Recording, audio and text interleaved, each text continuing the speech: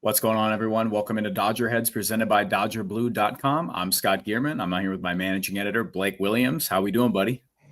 Doing pretty good. About to fly out to South Korea to cover the Dodgers out there, and I believe when this video gets posted, I'll be on the flight. So hopefully it'll be a nice one and not too long, even though it's about 11 to 13 hours or something.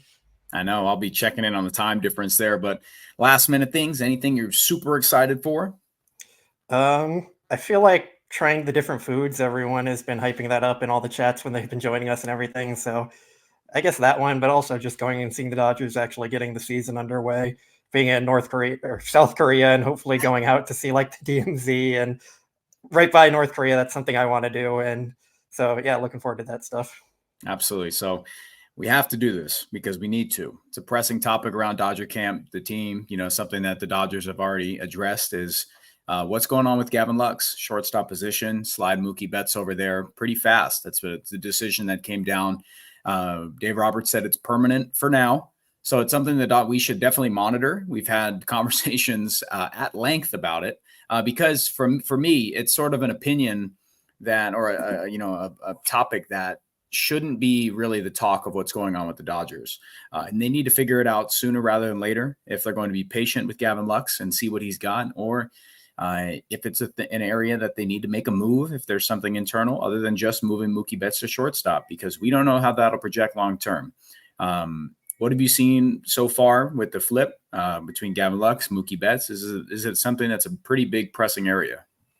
Yeah, so Gavin Lux has definitely looked more comfortable at second base than he did at shortstop, but Mm-hmm. he still had some throwing issues there, which I guess is to be expected from him at this point. Like, we'll see with more reps. He said he doesn't have a throwing issue. He just needs more reps and time to sort it out, which I mean, he's not going to come out and say, yeah, like I can't do it or anything. So it makes sense that he said that. And I think there is some truth to that he does need more reps, but we'll see how he actually holds up there. And then Mookie Betts, he's looked solid at shortstop. He's definitely been an improvement from Gavin Lux there, but he's still not like an ideal option there. And I don't think the Dodgers would ideally want to run him out there every day if they don't have to. It's just something they have to keep in the back of their mind. They moved him out from right field to second base to help take some of the wear and tear off his body. And now they're essentially adding that wear and tear back by putting him at shortstop. So it's really just not an ideal situation at all. And I think they're going to keep it in the back of their mind if there's anything potentially they can do to address that even further. Absolutely. No, I totally agree. It's just like to exactly what you said. They moved Mookie Betts away from right field to hopefully kind of extend his career, maximize his offensive production, and get some extra bats in the outfield so they can put a plus player at a position where there's not many plus guys. So it's interesting. We'll have to keep monitoring that. Mookie Betts definitely was a little bit more engaged, a little bit more eager to play when he went on the infield. And I definitely believe he could do it. And I know you believe that as well. Like he can command that position, but it's a matter of how much do they want to keep running him out there. So you and I have both been on this front for a little bit now. It's kind of been like not a linchpin between the staff at Dodger Blue. And a lot of Dodger fans, if there's an area on the roster, try to address it if you can. And we both believe that there are options outside of the organization that the Dodgers could and should pursue if the opportunity is there, if the price is there. Willy Adames, Milwaukee Brewers shortstop. It's a guy the Dodgers have been linked to for a couple of years now. They've been inquiring, but the Milwaukee Brewers are a very smart organization, and they have no reason to just trade someone just for the sake of doing it. And the Dodgers meeting that price is something they just haven't done yet. Fabiano Ardaya of The Athletic recently said, as recent as Thursday, this past Thursday, talked about the Dodgers are still, roughly 2 years in, still looking to acquiring. They're monitoring the market. You still think he's a viable option for the Dodgers? I still feel like he's a perfect fit for what this team needs. And I've said that, and I'll keep saying that. He's not the best hitter, but he provides enough offense where I think it would be worth it to go make that move. Last year, he had a down year. He was a 94 weighted runs created plus guy, but there's some factors that kind of indicate he might be better again moving forward. And over the past 3 years prior to that, he was an above average hitter at the position with 30 home run power. So I think that's just kind of what the Dodgers would love to have in the middle of their infield there, put him maybe like seventh or eighth in the lineup just to get some more power down there at the bottom. Another right-handed bat to kind of help break up the lefties that they have so many of, especially near the bottom of the lineup. And then aside from his offensive ability, his defense is just off the charts. He ranked as the 15th most valuable defender in baseball last year. And he's a guy you're going to put there at shortstop, and he's just going to be solid and make pretty much every play that you need him to all year. And the Dodgers don't really have that besides from Miguel Rojas. And I don't think they want to put Miguel Rojas in that full-time position again. And he's not really suited for it either. He's getting up there in age. They didn't want to put him in that spot last year, but we're kind of forced into it. And you're not getting anywhere near the same offense with Miguel Rojas that you get out of Willy Adames. So it makes so much sense for the Dodgers to go out there and get Adames. Absolutely. Yeah. It's you and I have been both aligned on that it's a position they just haven't filled. They've refrained from doing it. They've watched a number of guys leave. I won't name one because it's a touch, it's hard to talk about Corey Seager being gone. It's Ray Turner was in their hands and they let him walk for, a number of reasons, projection, long-term stuff, handing out money there. So it's a spot that Willy Adames last year with the Brewers gets, $12.25 million in the final year of arbitration. So it's a solid number. It's not a hefty number, but it's a very solid number for, a good shortstop. He's a quality player. I'm a big, let's look in samples. If anybody questions what Willy Adames did or, his stuff, let's look at since 2020s, his power bat, 6 in RBIs, 2nd in home runs, only behind Corey Seager. He's 3rd in isolated power. So slugging plus batting average. So there's a lot to love about his bat. He's going to go up there. Sure, he'll strike out, but he provides power from a position that doesn't have much. So you're adding more of that to the Dodgers offense with, just like you said, a premium glove. And that's something with Miguel Rojas that if you're able to add a bat like Willy Adames while getting quality defense, Miguel Rojas, also a guy that I did see at the top of many defensive boards dating back a few years. So it just proves what the Dodgers have there. But if you're able to add offense to that type of defense, it's something you can and should do for the right price. And that's something where the Dodgers really haven't added up there.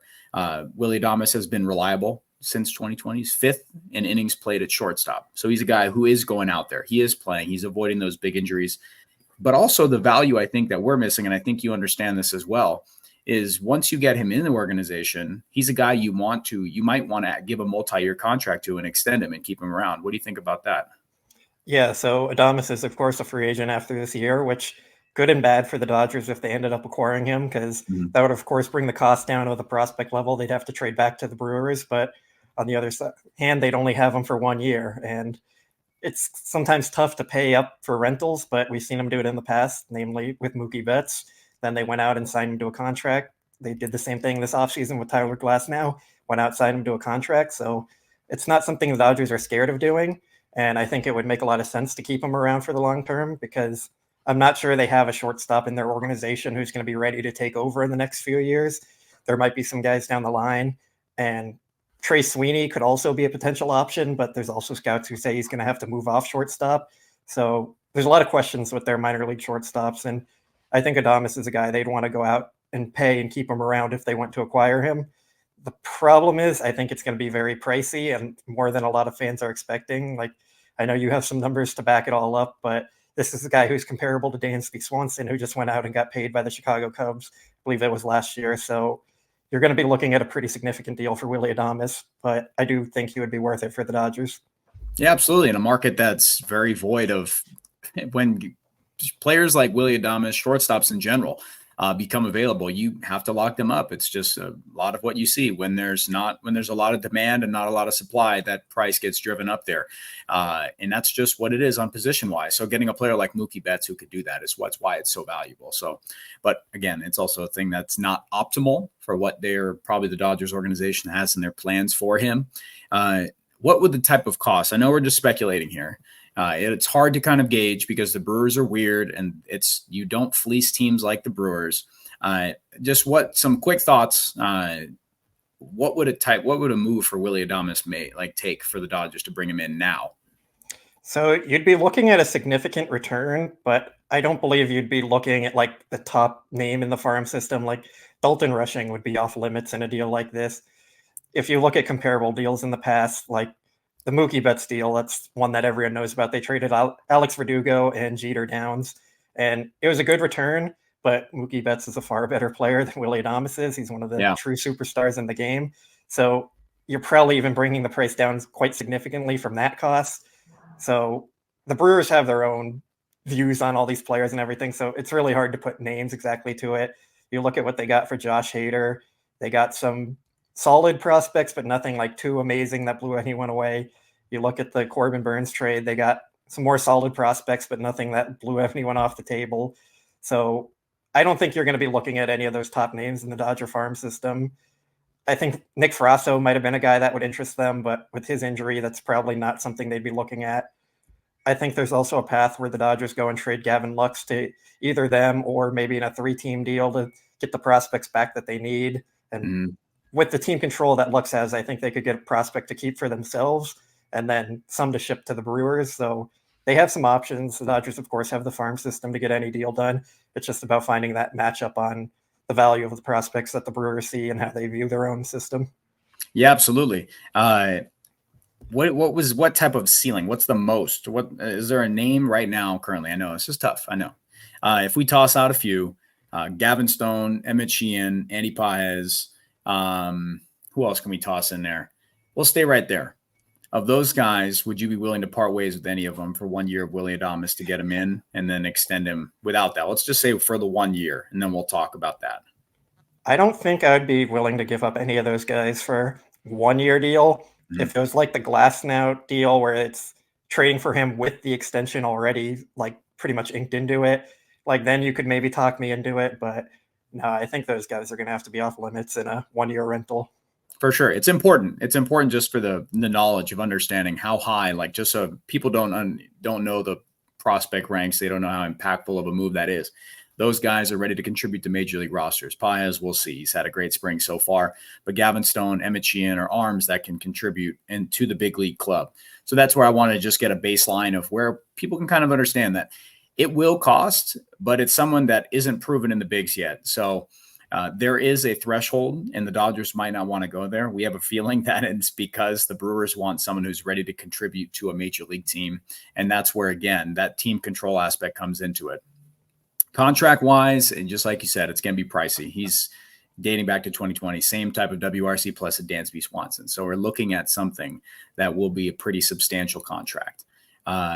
Hopefully we did some convincing on this one because Willy Adames could get in the Dodgers system and really cook. He could stabilize that position there defensively, longevity, offensively.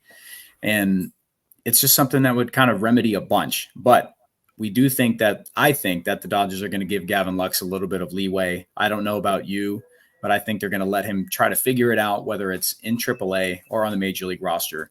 Do you believe that the Dodgers lineup is built to withstand what he's doing, like what he's going through currently, while letting him figure it out at the big league level? Yes and no. I think for the regular season, it's fine. If this continues down the line, I think that's something you want to address before the postseason. So maybe it's something where they give him till around the All-Star break and then say like, hey, this isn't working out. We need to go get a shortstop. Let's get Adames. Or like, hey, we can live with this. Let's keep it going. We don't need to go make another move like this. Their interest in trade scenarios for Adames really probably does come down to Gavin Lux and how interested they are in keeping Mookie at shortstop long-term. But looking ahead to the future, like shortstop, there aren't a lot of free agents that are going to become available. Like most of them were just signed in a year ago in that big free agent class of shortstops there with Seager and Carlos Correa and Trey Turner. So yeah, they need to fill this position somehow at some point, but it just depends on if it's going to be this year or the off season or even moving forward in the future. Yeah, it's just like we said, the demand is always high for premium shortstops. So when they're available or when they're available via trade, it's something you have to explore. And it's peculiar why the Dodgers really haven't tried to. I mean, they banked on Gavin Lux. Nobody foresaw this happening. I don't think anybody would be upset if the Dodgers try to ride it out because it's a position that's tough to cement someone in there long term. Yeah. So we'll revisit this closer towards the break. But Willy Adames is a name that I feel like Dodger fans, you and I both think Dodger fans should keep right at the top of their mind. And I know Jeff, he's going to do some convincing on us, for a Ha-Sung Kim deal. We just both think that Willy Adames is a target, and the Dodgers certainly have with that continued interest to really bring him into Los Angeles. So thanks, everybody. Appreciate you joining in. Make sure you hit the like, subscribe button, comment down below. Any thoughts about the Willy Adames to the Dodgers? Do you believe the Dodgers should continue giving Gavin Lux those opportunities? We think so. But Willy Adames is someone the Dodgers, if they can and should acquire, I hope they pull that trigger. Thanks, everybody.